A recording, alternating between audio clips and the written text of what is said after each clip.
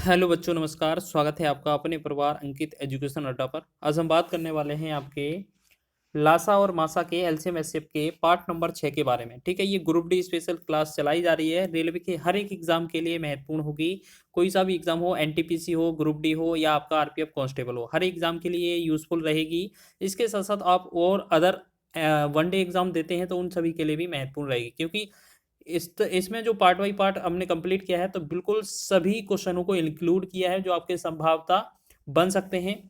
तो यहाँ पर हमारा छठवां पार्ट है, तो इसमें बहुत ही महत्वपूर्ण और अच्छे लेवल के क्वेश्चन रखे गए हैं।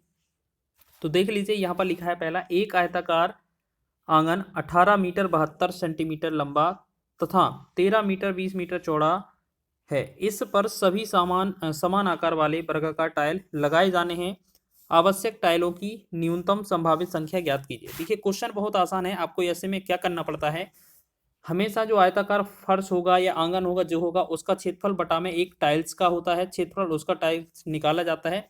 यहाँ पर वर्गाकार टाइल्स लिखा है। अगर इसमें टाइल्स की लंबाई दी जाए तो और ही बेहतरीन है, नहीं दी जाए तब भी हम निकाल लेते हैं। ठीक है, आपको याद रखना है, सबसे पहले जो आयताकार भाग है ना, आंगन है, उसका क्षेत्रफल निकाला जाता है। तो सबसे पहले हमें क्या करना है, आयताकार भाग का जो क्षेत्रफल होगा, देखो लंबाई कैसे निकलेगी, मतलब टाइल्स की संख्या कैसे निकलेगी, आपको संख्या याद रखना कैसे निकलेगी।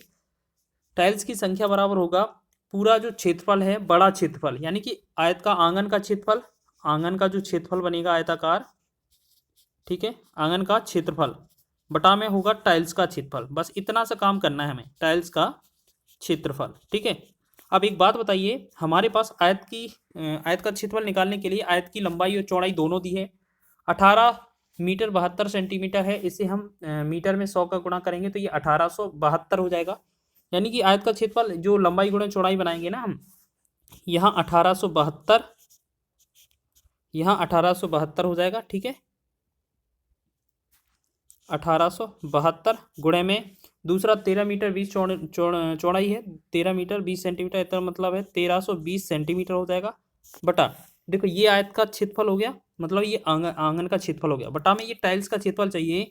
तो सबसे पहले हमें टाइल्स की लंबाई पता होना चाहिए। टाइल्स की जो कोर होती है, एक कोर वर्गाकार है, उसकी लंबाई कैसे पता चलेगी। तो हमेशा याद रखना, या तो हमें क्वेश्चन में दी जाएगी टाइल्स की लंबाई, नहीं दी जाएगी तो आपके पास जो दोनों संख्याएं हैं आपके पास लंबाई और चौड़ाई आयत की, उसी में से हमें एचसीएफ करना होता है। एचसीएफ हमारी टाइल्स की लंबाई निकलती है। ठीक है, तो इन दोनों का 1872 लिखा है, 1872, और एक लिखा है आपका 1320। मान लेते हैं इन दोनों का एचसीएफ निकालना है हमें, ठीक है ना।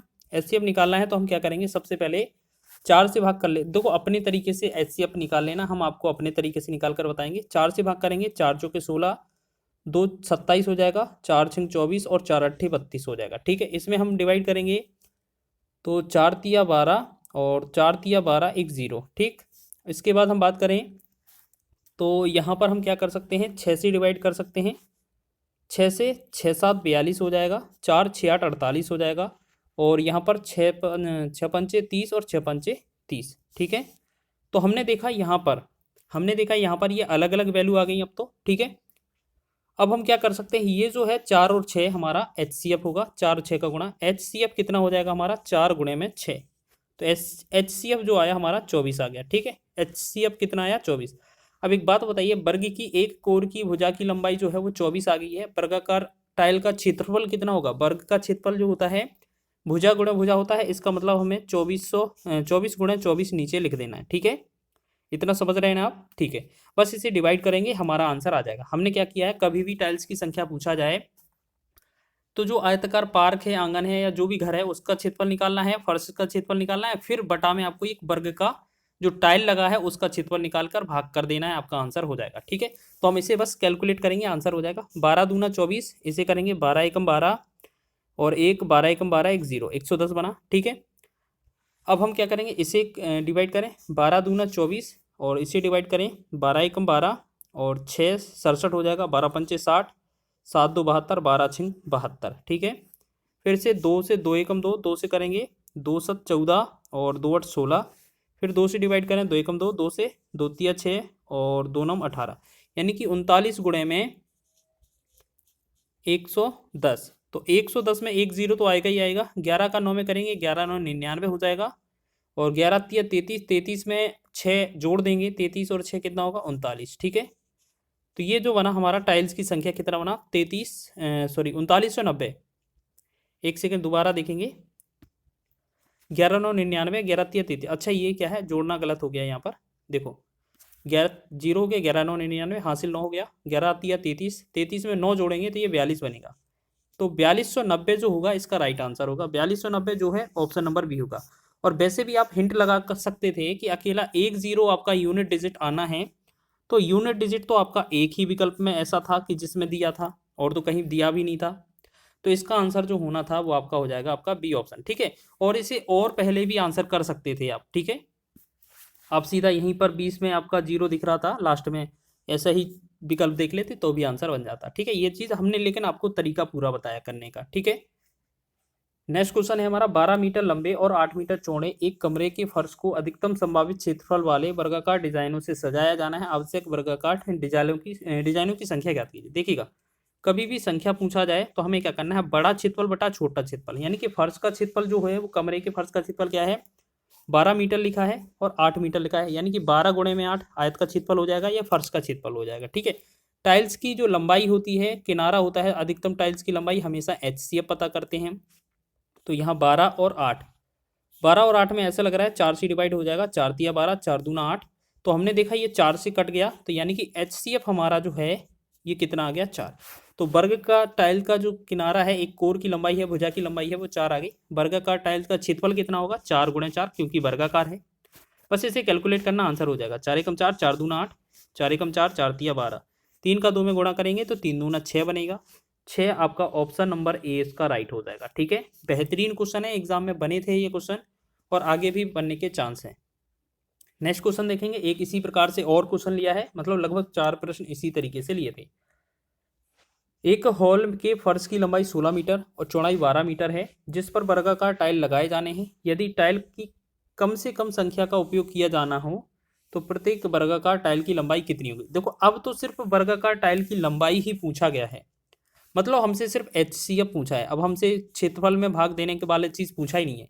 तो हमें जो 16 है और 12 है, इन दोनों का HCF पूछा है। मान लेते हैं हम 4 से डिवाइड करें, 4 चौके 16, 4 चौके 16 और 4 तिया 12, देखो अलग हो गया ना। तो HCF हमारा क्या है 4 है। तो इसका मतलब क्या है, जो टाइल की लंबाई होगी, वर्गाकार टाइल की लंबाई, वो हमारी 4 हो जाएगी, 4 मीटर। तो इसका ऑप्शन नंबर ए इसका राइट हो जाएगा, ठीक है। हमेशा याद रखना, जो वर्गाकार आती है अधिकतम लंबाई की, उसकी जो लंबाई निकलती है वो हमेशा HCF द्वारा निकलती है, ठीक है। या तो हमें क्वेश्चन में दिया जाएगा इसका लंबाई, नहीं दिया होगा तो हम दोनों जो ऊपर लंबाई दी है ना, लंबाई और चौड़ाई, उन्हीं से हम HCF निकालेंगे, वही हमारी लंबाई हो जाएगी। नेक्स्ट क्वेश्चन की बात करेंगे, ये हमारा चौथा क्वेश्चन है इसी टाइप से, और उसके बाद हम अगला टाइप बढ़ेंगे। सबसे बड़ी वर्गाकार टाइल की भुजा की लंबाई क्या होगी, जिसका उपयोग 13.92 मीटर लंबी और 5.22 मीटर चौड़ी टाइल्स को फर्श बनाने के लिए उपयोग किया जाता है, ठीक है। तो हमने क्या बोला था अभी आपसे कि वर्गाकार टाइल की भुजा पूछा जाए तो हमेशा HCF किया जाता है, ठीक है। तो इसकी लंबाई कितना है 1392 है, इसे मीटर है 13.92 मीटर है, तो इसे सेंटीमीटर में चेंज करेंगे तो ये कितना 100 से गुणा करेंगे तो ये बनेगा 1392, ठीक। 5.22 मीटर है, इसे सेंटीमीटर में चेंज करेंगे तो ये बनेगा 522। तो हम देखेंगे इसमें डिवाइड करेंगे अगर हम इसमें, तो इससे क्या करेंगे, सबसे पहले 2 से डिवाइड करें, ठीक है ना, 2 से डिवाइड करें, ठीक। चलिए 2 से डिवाइड करें, 2 छिक 12 हो जाएगा, 1 9, 2 9 18 और 2 छिक 12, ठीक है। और यहाँ पर हम बात करेंगे 2 दूना 4 और 1 2 छिक 12, 2 एकम 2, ठीक है ना। अब क्या करेंगे हम, इसमें ऐसा लग रहा है आपका जो संख्या है ना, इसे हमें ऐसा लग रहा है 83 से भाग चला जाएगा, ठीक है ना। तो यहाँ पर हम क्या करेंगे, यहाँ पर क्या है, ये 83 से भाग नहीं जाएगा, ये 87 से भाग जाएगा, क्योंकि ये लगभग 6 गुना 8 गुना लग रहा है। 87 अट्ठे 7 अट्ठे 56 होता है ना, लगभग ये 8 गुना लग रहा है, और 87 का 3 गुना लगभग ये लग रहा है पीछे वाला, ठीक है। तो हम क्या करेंगे, हमारा जो बनेगा HCF जो बनेगा वो क्या बन जाएगा, HCF हमारा 87 और गुणे 2, 87 गुणे 2 जो बनेगा 174 हो जाएगा हमारा, ठीक है। अब हमसे आंसर सेंटीमीटर में तो पूछा नहीं है, हमसे पूछा आंसर इस तरीके से विकल्प दिए हैं, सेंटीमीटर वाला विकल्प तो है नहीं। तो हम 174 को क्या लिख सकते हैं, 174 को हम 1 मीटर 74 सेंटीमीटर लिख सकते हैं। तो इसका जो आंसर है वो ऑप्शन नंबर सी इसका राइट है। ठीक है, थोड़ा हिंट तो आपको भी लगाना होगा, ये 87 से डिवाइड हो रहा है, थोड़ा आपको याद रख लेना है। अगर इस तरीके से क्वेश्चन बना तो ये इससे ही ये डिवाइड हो जाएगा। ठीक है, नेक्स्ट क्वेश्चन की बात करें तो अगला क्वेश्चन हम बात कर रहे हैं, इसमें बेहतरीन क्वेश्चन है एग्जाम की दृष्टि से। चलिए देखो, वह तीन संख्याएं ज्ञात कीजिए जिनका अनुपात 3:4:5 है और उनका महत्तम समापवर्तक 7 है। ठीक है, तो देखिएगा हमेशा याद रखना जो अनुपात दिया है ना 3:4:5 और HCF आपका कितना है, आपका 7 है। ठीक है, यही चीज आपका 2 अनुपात वाले पर भी क्वेश्चन पूछा जाता है। ऐसे ही अगर हमारी संख्या 3 अनुपात में भी है तब भी हमें यही करना है, क्या जो HCF है ना वो क्रमशः सभी में गुणा कर देना, हमारी आंसर हो जाएंगे। 7 का 3 में गुणा करेंगे तो ये 21 बन जाएगा, 7 का 4 में करेंगे तो ये 28 बनेगा और 7 का 5 में करेंगे तो ये 35 बनेगा। यानी कि इसमें भी 7 का गुणा, इसमें भी 7 का गुणा और इसमें भी 7 का गुणा। ठीक है ना, तो सभी संख्याएं 21, 28 और 35 हो जाएंगी। ठीक, समझ गए ना। चलिए आगे बढ़े नेक्स्ट क्वेश्चन की। अगला क्वेश्चन देखेंगे, क्वेश्चन में लिखा है दो संख्याओं के लघुत्तम समापवर्तक LCM और महत्तम समापवर्तक HCF के योग और अंतर क्रमशः 682 और 638 हैं। यदि दोनों संख्याओं का योग आपका 286 है तो संख्याएं ज्ञात कीजिए। क्वेश्चन अच्छा लेवल का है, आप ऐसे समझें, हमेशा याद रखना LCM प्लस HCF, देखो दोनों का योग कितना दिया है 682, ठीक, और LCM माइनस HCF कितना दिया है 638। एक बार हम तो आपको सबसे पहले ये बता चुके हैं, जब हमने आपको टॉपिक करवाए थे, आपको बोट एंड स्ट्रीम का टॉपिक करवाया था, हमने कहा था कभी भी आपको एक चीज़ प्लस में और एक चीज़ माइनस में देखे तो हमेशा जो बड़ा चीज़ आती है वो क्या करते हैं LCM आपको पता है HCF से बड़ा होता है, तो LCM जो मान आएगा हमेशा इन दोनों को जोड़ देंगे, जो हमारी संख्या है 2 और 8 10 हो जाएगा, 8 3 11 1 12 होगा, 6 और 6 12 1 13 होगा, बटा में 2 कर दे, यानी कि LCM निकालेंगे तो दोनों को जोड़कर 2 से भाग कर देंगे। तो यहाँ पर कितना 2 6 12 2 6 12 1 0, ठीक है। और HCF कभी भी निकालें इसी तरीके का तो हम क्या करेंगे, इन दोनों का अंतर करेंगे। तो 12 में से 8 गया 4, 8 में से 4 गया 4, 44 बचेगा, बटा में 2 कर देंगे तो हमारा 22 बनेगा। हमने क्या देखा, कभी भी वैल्यू एक बार प्लस में एक बार माइनस में दिया जाए किसी भी टॉपिक में, अगर उनका सिंगल अलग अलग वैल्यू निकालना हो तो हमेशा इस पैटर्न का यूज कर सकते हैं आप, कि बड़ी वाली संख्या आपको दोनों को जोड़कर 2 से भाग कर देना है, निकल आएगा। छोटी वाली संख्या आपको दोनों को अंतर करके 2 से भाग कर देना, आपका आंसर आ जाएगा। ठीक है, इतना हमने क्या है LCM और HCF निकाल लिया। अब क्वेश्चन में बोला गया है योग, दोनों संख्याओं का योग कैसे निकाला जाएगा। हमेशा याद रखना A प्लस B का योग जो आएगा वो हमेशा क्या आएगा, जो आपका योग आएगा कितना है, देखो आपका योग कितना है 286, 286 दिया है ना संख्याओं का योग, तो इसमें हम क्या करेंगे, देखो संख्या तो हमने A भी मान ली, लेकिन A भी ना मानकर आप ऐसे समझें, हमेशा याद रखना इसके साथ जो होता है ना HCF जुड़ा होता है, तो हमें क्या करना है, एक तो 22A होगा प्लस एक 22B हो जाएगा। ठीक है, HCF दोनों में कॉमन होता है, याद रखेंगे। तो इन दोनों का संख्याओं का जो संख्या होगी, पहली 22A दूसरी 22B, तो ये जो संख्या का योग होगा ये कितने के बराबर होगा, 286 के बराबर। ठीक है, समझ रहे हैं ना। चलिए अब हम एक काम करेंगे, इसमें से 22 कॉमन ले लेंगे 22, तो यहाँ पर A प्लस बी बचेगा। A प्लस बी का वैल्यू अगर हम क्या करेंगे 286 है तो 22 से डिवाइड करें, 22 से कम 22, 22 से कम 22 और 6 22 थी 66, यानी कि A प्लस बी का जो वैल्यू है आपका कितना आ गया 13। अब 13 पे आपको ऐसे युग्म चाहिए जिनका योगफल आपका 13 हो जाए और सहअभाज्य युग्म हो। जैसे हम बात करेंगे 1 और 12 हो जाएगा आपका पहला युग्म, ठीक है। दूसरा आपका 2 और 11 चलेगा, तीसरा आपका 3 और 10 भी आएगा, सही है, ये भी सही है, ठीक है। उसके बाद 4 वाला नहीं है, देखो 4 वाला 4 और 9 13 होता है, ठीक है। अच्छा 10 यहाँ पर 13 चाहिए ना, तो 11 2 11 3 10 4 4 9 वाला भी सही है, 5 8 वाला भी सही है, ठीक है। उसके बाद हमारा है एक और, कितना आ जाएगा 6 और 7, 6 7 13, ठीक है। इसके बाद देखो इन संख्याओं का योग करके देखिएगा, 11 और 12 और 1 का 13 होगा, 2 और 11 13 होगा, 3 और 10 13 होगा। इन सभी संख्याओं का योग करके देखें तो आपके ये युग में सभी के सभी सही हैं, इनमें से कोई सा भी एक वैल्यू जो होगा इनमें से विकल्प दिया होगा, ठीक है। तो ये तो आपको क्या है, युग्म निकाल दिया हमने। देखो ये आप चीज़ याद रख लेना, ठीक। अब आपको क्या करना है, आपको एक चीज़ याद रख लेना, इन दोनों में सभी में, इन दोनों में सभी में क्या चीज़ लग रहा होगा आपको, इन दोनों को जोड़कर देख लीजिए, जिसमें 286 हो जाएगा वो आंसर, ठीक है। एक तो आपको ये समझ लेना है, ठीक है। अब हमें क्या करना है, देखो यहां पर क्या करना है हमें, तो यहां पर हम क्या कर सकते हैं, देखो यहां पर जो 22 है हमारा ये HCF है। अब इन्हीं सभी युग्म में अगर रख कर देखेंगे, कोई ना कोई विकल्प हमें मिल जाएगा। तो अगर हम देखो यहाँ पर आपको बता दें, ये आपके 6 जो युग्म बने हैं, इन सभी से आंसर बन सकता है आपका, ठीक है ना।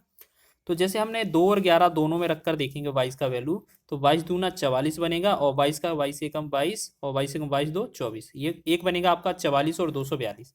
तो देखो 242 और 44 आपका आंसर हो सकता है, ठीक है। दूसरा आपका जैसे 3 और 10 लिखा है आपका, तो 22 तिया 66 हो जाएगा, और 22 दशारम 220 हो जाएगा, ठीक है। तो आपका ये भी आंसर हो सकता है, ठीक है। देखिएगा अब आपको क्या है, क्वेश्चन में ये विवाद हो सकता है, क्योंकि इसमें आंसर आपके दोनों ही सही है, समझ रहे हैं ना आप। इन दोनों में आपका विवाद हो सकता है, क्योंकि विकल्प में आपके जो आंसर हैं वो दोनों ही सही है, ठीक है ना। तो इतना आपने समझ लिया है कि यहाँ पर जो वैल्यू दिया गया है वो आपके दो विकल्प संभव हैं आपके, तो ये आपके आंसर हो सकते हैं, ठीक है। तो ये तो आपको तरीका था समझाने का हमारा। और इसमें ये जो है अंदर इस बॉक्स के अंदर लिखा है, इसमें ये युग्म लिखे हैं, युग्म कितने संभव हैं आपके, ये चीज़ लिख दिया गया है, 6 युग्म संभव हैं, ठीक है। इन्हीं में ही HCF का सभी जगह मान रख दिएगा, तो इतने 6 विकल्प आपके आंसर हो जाएंगे। तो इस प्रकार हमारा COD आंसर है, ठीक है। तो एक चीज़ और कर सकते थे आप, इसे ना करने के लिए दोनों संख्याओं का योग आपको कितना चाहिए था, 286। तो सिर्फ ये चारों विकल्प ही 286 लग रहे थे, लेकिन हमने यहाँ पर आधा सॉल्व किया था, तब उसका जो HCF निकला था, HCF कितना निकला था आपका, 22 निकला था। तो 22 का आपको इसमें भी भाग जा रहा था, इसमें भी भाग जा रहा था, या इन दोनों संख्याओं का जो HCF है वो 22 बन रहा था ना, 22। तो आप इस तरीके से क्या है, ये आप कर सकते थे, दोनों ही आंसर थे, ठीक है। और ये आयोग ने प्रश्न को हटा दिया हो गया होगा, क्योंकि दो आंसर इसके थे। हम अगला क्वेश्चन देखेंगे। लिखा है आपका क्वेश्चन, दो धनात्मक संख्याओं के लघुत्तम समापवर्त और महत्तम समापवर्तक का गुणनफल आपका 32 है, ठीक है। तो संख्याओं का अंतर आपका 4 है, उन संख्याओं का योग ज्ञात कीजिए। देखिएगा क्वेश्चन बहुत ही आसान है। बोला गया है LCM और HCF का जो इंटू है, गुणा है आपका 32 है, और दोनों संख्याओं का अंतर आपका 4 है, तो संख्याओं का योग कितना है, यही बोला गया है ना। अगर इस क्वेश्चन को हम बनाएंगे तो बनाने के तो कई सारे तरीके होंगे, थोड़ा बहुत लॉन्ग हो जाएगा, ठीक है। लेकिन हम आपको बताते हैं बहुत ही आसान वे में, इस क्वेश्चन को बहुत ही आसान तरीके से बनाया जा सकता है। मान लेते हैं इनका जो HCF है और LCM है, इन दोनों का गुणनफल 32 है, तो इसका मतलब है ये A गुणे हम B, दोनों की वैल्यू जो मान लेते हैं वो 32 है, आपको ये समझना है, ठीक है। और बोला गया है दोनों संख्याओं का अंतर जो है वो 4 है, A माइनस बी का जो वैल्यू है वो आपका 4 है। दोनों चीज़ें आपको मानकर चलना है, ये चीज़ें फिक्स हैं आपकी, ठीक है। एक आपको फॉर्मूला याद रख दिला देते हैं कि A प्लस बी का जो होल स्क्वायर होता है वो हमेशा A माइनस बी का होल स्क्वायर प्लस 4AB के बराबर होता है, ठीक है। आप इस फॉर्मूले को याद रख लेना, हमने पिछले पार्ट में भी इस फॉर्मूले का यूज़ किया था और आसानी से आंसर दे दिया था। तो यहाँ माइनस का A माइनस बी का वैल्यू 4 है, तो 4 का वर्क करेंगे, प्लस 4 गुणे में A इंटू बी का वैल्यू कितना है आपका 32 है, तो 32 रखेंगे। 4 का वर्ग कितना है आपका 16 है, प्लस का 32 चौके 4 दूना 8, 4 तिया 12, 128। अब 128 में 16 जोड़ेंगे आप, तो आपका जो वैल्यू है A प्लस बी का होल स्क्वायर, ये आपका किसके बराबर होगा, A प्लस बी के होल स्क्वायर के बराबर आएगा, ठीक है ना। A प्लस बी का होल स्क्वायर जो बराबर है किसका, इन दोनों को जोड़ेंगे तो 144 होगा। जब यहाँ से स्क्वायर हटाएंगे तो दोनों का पक्षों का वर्गमूल कर देंगे, तो A प्लस बी का जो वैल्यू आएगा 144 का वर्गमूल हो जाएगा, ठीक है ना। 144 का जो वर्गमूल है वो 12 होता है, तो 12 इसका राइट आंसर है, ऑप्शन नंबर A, ठीक है ना। चलिए महत्वपूर्ण क्वेश्चन है, आप बना सकते हैं इस क्वेश्चन को। चलिए नेक्स्ट क्वेश्चन देखेंगे। दो संख्याओं का लासापा या LCM और उसके HCF मतलब मासा के 91 गुना है, तो उसके मासापा HCF और लासापा LCM का योग 2760 है। यदि उनमें से एक संख्या आपका 210 है तो दूसरी संख्या ज्ञात कीजिए। बहुत ही अच्छा क्वेश्चन है। मान लेते हैं आपका जो HCF है आपका हमेशा मान लेते हैं X है, ठीक है। LCM है जो आपका कितना गुना है आपका, इसका 91 गुना है, तो 91 X लिख लेते हैं। बोला गया है LCM और HCF को जोड़ेंगे हम, तो ये दोनों 92 बनेगा, और 92 की जो वैल्यू है वो आपकी कितने के बराबर है, 2760 के बराबर है। ठीक है, यही क्वेश्चन बोला गया ना, ठीक है ना। चलिए इतना आ गया आपका।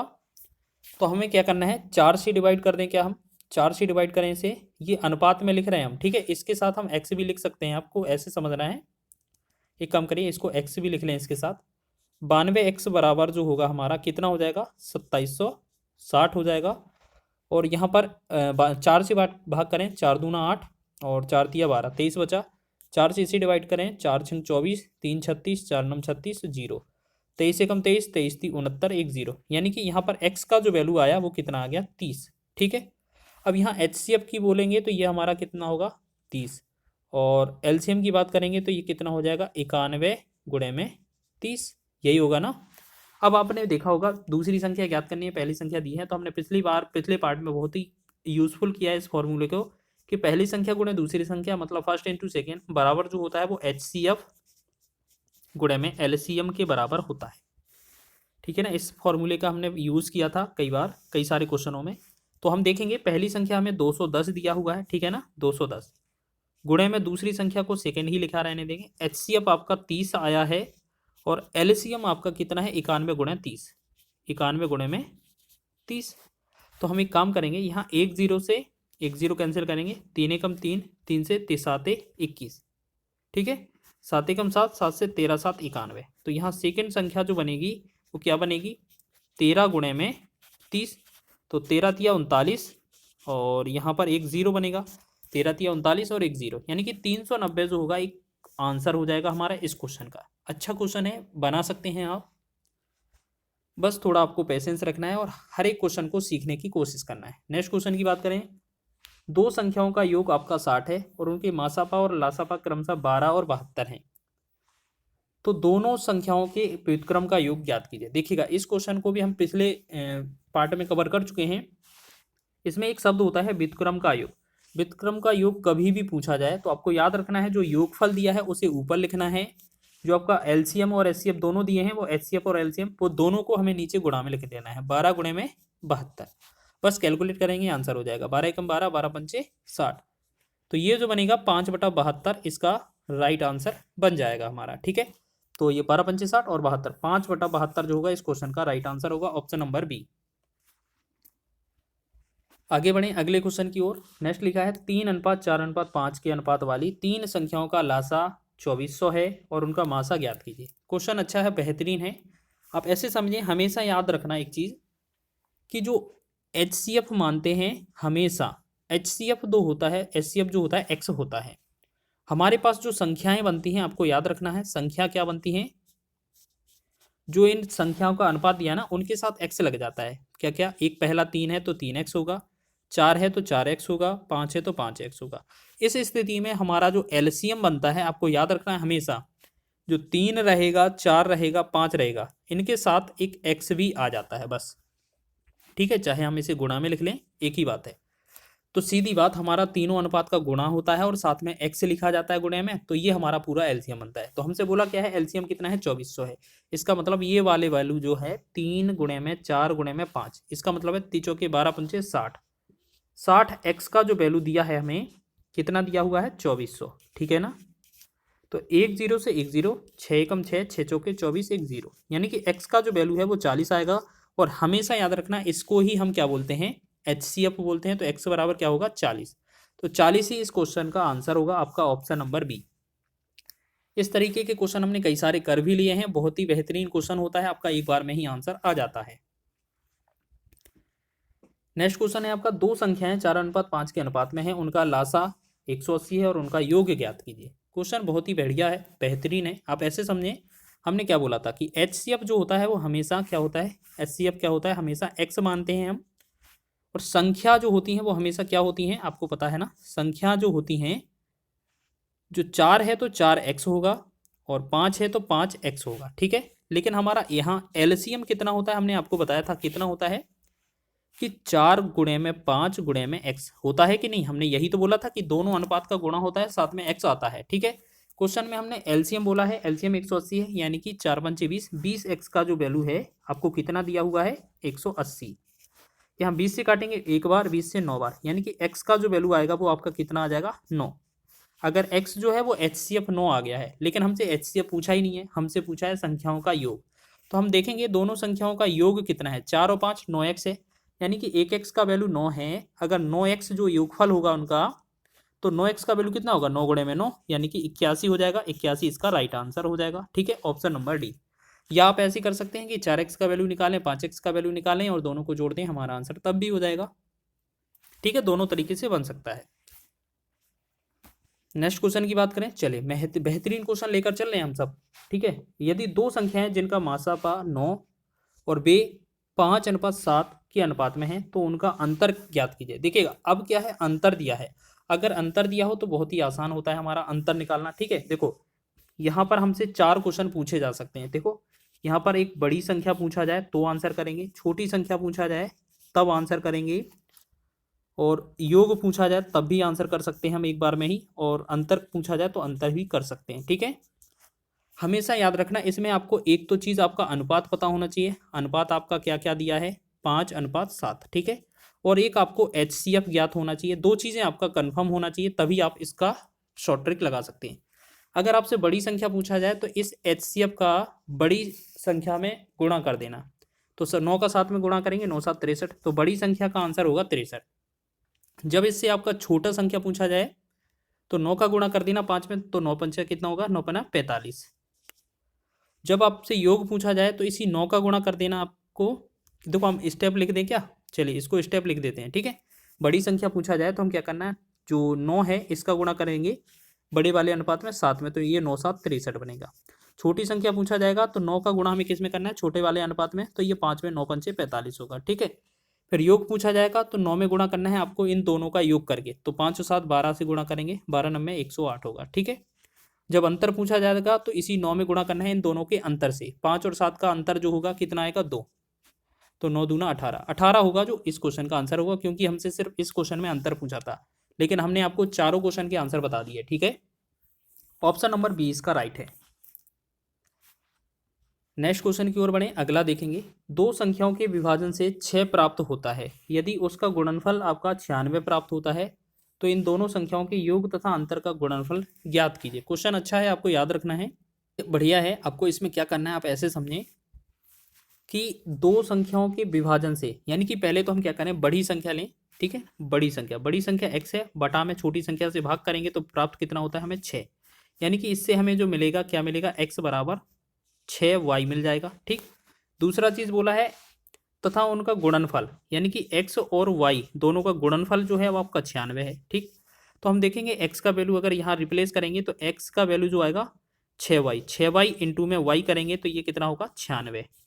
6 से यहाँ डिवाइड करें, 6 कम 6, 6 से 16 छक्का 96, यानी कि y स्क्वायर बनेगा बराबर 16। तो y का जो वैल्यू आएगा वो कितना आ जाएगा 4। ये आपका y का वैल्यू आ गया। अब y का वैल्यू इतना आ गया तो आप इस वाले समीकरण में रखेंगे तो x का वैल्यू कितना होगा, 6 गुणे 4 कितना होगा 24। ठीक है, अब क्वेश्चन में पूछा क्या है, दोनों संख्याओं का योगफल, यानी कि दोनों संख्याओं का योगफल 24 और 4 करेंगे, 24 प्लस 4 कर देंगे। ठीक है, और दोनों संख्याओं का अंतर तो 24 माइनस 4 कर देंगे, और दोनों का गुणनफल, दोनों का गुणा कर देंगे। 24 में 4 चला जाए, 24 में 4 जोड़ेंगे 28, 24 में 4 घटा देंगे 20, तो बस इनका गुणा ही तो करना है। 28 दूना 56, 1 0, यानी कि 560 जो होगा इस क्वेश्चन का राइट आंसर होगा। अच्छे लेवल के क्वेश्चन है, आपको सभी क्वेश्चन करके जाना है। 56 और 84 दोनों का दूसरा सबसे बड़ा गुणनखंड कौन सा होगा, तो हम एक काम करेंगे इसमें, सबसे पहले जो 56 और 84 है ना, इसका HCF निकालेंगे। ठीक है ना, इनका HCF निकाल कर देखते हैं। ठीक है ना, चलिए तो यहाँ पर हम बात करेंगे, यहाँ पर तो एक सेकंड करेंगे। तो आप इसमें ऐसे करें कि आप 56 का, और यहाँ पर 56 लिखा है और आपका 84 लिखा है, इनका HCF करें तो HCF क्या करें, इसके 56 के गुणनखंड जो होंगे 2, फिर 28 बनेगा, फिर 2 से ये आपका 14 बनेगा, फिर 2 से 7 और ये 7। ठीक है, और 84 का जो गुणनखंड होगा 2 गुणे में 2 गुणे में 3 गुणे में 7। अगर हम बात करें इसमें HCF की तो सबसे बड़ा गुणनखंड हमारा क्या होना चाहिए, एक आपका 2, 3, 2 और 7, यानी कि 2 गुणे में 7 होगा। तो ये जो बनेगा हमारा आंसर 28 बनेगा। ठीक है, लेकिन क्वेश्चन हमसे दूसरा सबसे बड़ा बोला है, यानी कि 28 नहीं होगा आंसर, तो इसके छोटा वाला है, यानी कि इससे छोटा वाला आंसर चाहिए। तो हम 1 2 हटा देंगे इसमें से, क्योंकि और तो सबसे बड़ा लेंगे ही, हमें सबसे बड़ा लेना है तो सबसे छोटी संख्या को हटाना होगा।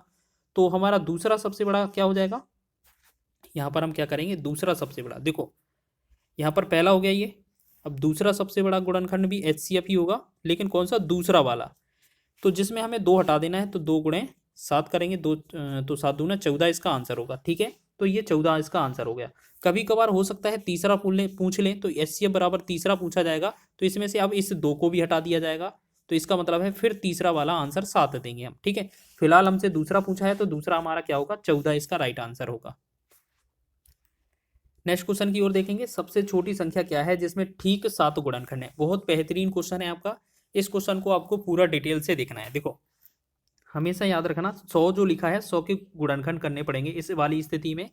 तो 100 के गुणनखंड जो होंगे, तो यहाँ क्या करेंगे, सबसे पहले हम ऐसा लिख सकते हैं, यहाँ पर 4 गुणे में 25 लिख सकते हैं कि नहीं, 25 चौके 100 होगा ना, हम कई सारे तरीके से लिख सकते हैं। ठीक है, तो फिर इसमें 4 का मतलब है 2 की पावर 2, और 5 का मतलब है 5 की पावर 2। यहाँ पर देखो गुणनखंड की संख्या निकालने के लिए हमें क्या करना पड़ता है, हमेशा याद रखना, जो इनकी पावर दिया ना, इनकी अगली पावर से गुणा करना होता है। 2 की पावर 2 दिया है, तो इसे इसकी अगली पावर 3 होगी, गुणा 2 की पावर 2 दिया है, इसकी अगली पावर 3 होगी, तो 3 तिरका 9, इसमें कितने गुणनखंड की संख्या 9 होगी।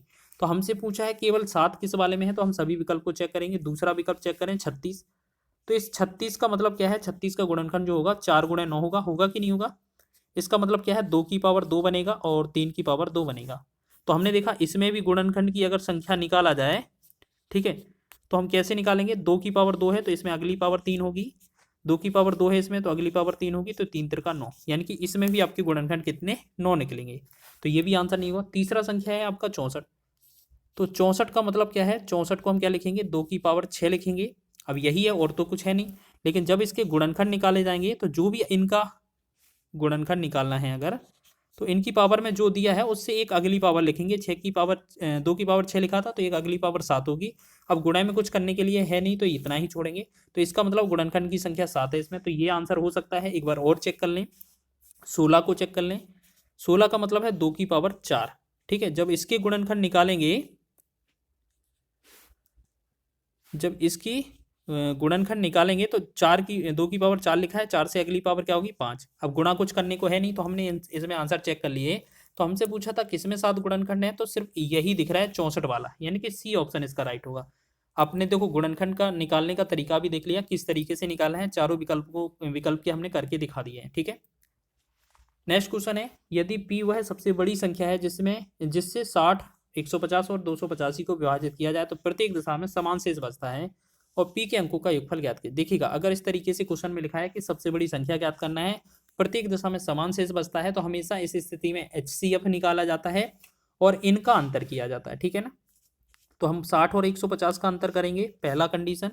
दूसरा आपका 150 और आप 285 का अंतर करेंगे, दूसरा कंडीशन। तीसरा आपको क्या करना है, ये जो आपका 60 और 285 है, इनका अंतर। अब इसमें ये मत सोचना कि इसमें माइनस आएगा, माइनस नहीं लेना है, हमें सिर्फ अंतर करना है। हम चाहें तो इसमें आगे पीछे भी लिख सकते हैं, तो सिर्फ हमें अंतर देखना है बस। इनका डिफरेंस जो आएगा वो 90 आ जाएगा पहले वालों का, दूसरा का डिफरेंस दूसरे वाले का 5 इसमें आएगा, 8 में से 5, इसमें से 3 आएगा, 2 में से 135 आएगा, और यहाँ पर कितना आएगा, यहाँ पर 5 बचेगा, 28 में ये 22 बनेगा। ठीक है, ये आपकी तीनों संख्याएं आएगी। अब इनका हमें क्या करना है, HCF निकालना है। तो सबसे पहले 90 हो गया, 135 हो गया, और 225 हो गया। आप ऐसे समझें कि इन सभी में आप 15 से भाग कर दें, तो 15 छिका 90 हो जाएगा। ठीक है ना, और 15 सत्ते नहीं, 15 नब्बे 135, 15 नब्बे 135 हो जाएगा, और 15 से 15 15 225 हो जाएगा। 3 से डिवाइड करें, 3 दूना 6, 3 तिरका 9, 3 5 15। जब ये अलग आ जाए, तो हमारा जो कॉमन वाली चीज़ें हैं वो HCF होती हैं। HCF कितना होगा इनका, 15 गुणा 3 होगा, तो 15 तिया 45। लेकिन क्वेश्चन में हमसे HCF नहीं पूछा, बोला है इस वाली जो P संख्या आ गई है, इसके अंकों का योगफल कितना है। अब देखिएगा, इसके अंक में 45 है, 45 का मतलब अंक का योग पूछा है। योग का मतलब है 4 + 5 के बारे में पूछा है, तो 4 + 5 कितना, 9 होगा, तो 9 इसका ऑप्शन नंबर डी इसका सही हो जाएगा। देखिएगा कितने बेहतरीन लेवल के क्वेश्चन पूछे गए थे। हमने सभी क्वेश्चन आपको एक एक करके बता दिए हैं, ठीक है ना। चलिए नेक्स्ट क्वेश्चन है आपका, दो संख्याओं के महत्तम समापवर्तक एचसीएफ और एलसीएम समापवर्त मतलब लघुत्तम समापवर्त एलसीएम का अनुपात हमेशा यहाँ पर कितना दिया है 1:30 है, तथा महत्तम समापवर्तक और लघुत्तम समापवर्त के बीच का अंतर कितना है 493 है। लघुत्तम समापवर्त और महत्तम समापवर्त का गुणनफल ज्ञात कीजिए। को बहुत ही अच्छा क्वेश्चन है। तो सबसे पहले एचसीएफ, यहाँ पर सबसे पहले क्या लिखा जाता है एचसीएफ। एचसीएफ हमेशा कितना मानते हैं हम x। एलसीएम का जो मान आएगा वो कितना आएगा आपका 30x। क्वेश्चन में बोला है इन दोनों का अंतर, इन दोनों का अंतर 30 और 1 का कितना 29 बनेगा। 29 अनुपात का जो वैल्यू है या 29x का जो वैल्यू है वो आपका कितना है आपका 493, ठीक है। तो यहाँ एक बार आएगा, यहाँ पर 1 और 7 17 बार चला जाएगा, यानी कि x का वैल्यू आ गया आपका 17, ठीक। अगर हम इसमें रखेंगे तो ये आपका 17 एचसीएफ हो जाएगा। एलसीएम में रखेंगे तो ये आपका कितना 30 गुणे में 17 हो जाएगा। अब हमसे पूछा क्या है एचसीएफ और एलसीएम का गुणनफल, मतलब एचसीएफ हो जाएगा आपका और एलसीएम का दोनों का गुणा। तो गुणा कैसे करेंगे, एचसीएफ आपका 17 है, एलसीएम आपका 30 गुणे में 17 है। जब इन तीनों को गुणा करेंगे तो ये बनेगा 8670। मतलब हमारा आंसर जो होगा वो ऑप्शन नंबर ए इसका राइट आंसर हो जाएगा, ठीक है। अच्छा क्वेश्चन है, आप समझ लीजिए, एग्जाम में बने तो आप बना सकते हैं। और ये हमारा इस वीडियो का अंतिम प्रश्न है, तो जल्दी से इस क्वेश्चन को भी कवर कर लें। दो संख्याओं का योगफल 30 है तथा उनका एलसीएम 25 है, बड़ी संख्या ज्ञात कीजिए, ठीक है। क्वेश्चन बहुत ही आसान है, आप कैसे करेंगे जल्दी से बताएं। अच्छा एक काम करते हैं, इस क्वेश्चन को आपके लिए कमेंट के लिए छोड़ देते हैं, क्योंकि काफ़ी क्वेश्चन हमने प्रैक्टिस में कर लिए हैं। अगर आप लगातार हमारी वीडियो को देख रहे हैं, लगातार ये हमारा पार्ट देख रहे हैं, तो आसानी से आप इस क्वेश्चन को भी लगा लेंगे, ठीक है। चलिए इस क्वेश्चन का जो आंसर है आपको कमेंट करना है, ठीक है। कमेंट करना है, प्लीज़ कमेंट करिएगा इस क्वेश्चन का आंसर, ठीक है। आप बना पाएंगे तो बहुत ही खुशी मिलेगी हमें। और वीडियो अगर आपको थोड़ा भी पसंद आया हो तो प्लीज़ वीडियो को लाइक करें, शेयर करें। चैनल पर हमारे नए हैं तो चैनल को सब्सक्राइब कर लें। इसकी सब्सक्राइब करने के साथ साथ बेल आइकन को भी प्रेस कर लीजिएगा, क्योंकि इसका जो भी आपको वीडियो मिले वो उसका नोटिफिकेशन आपको तुरंत पहुंच जाए।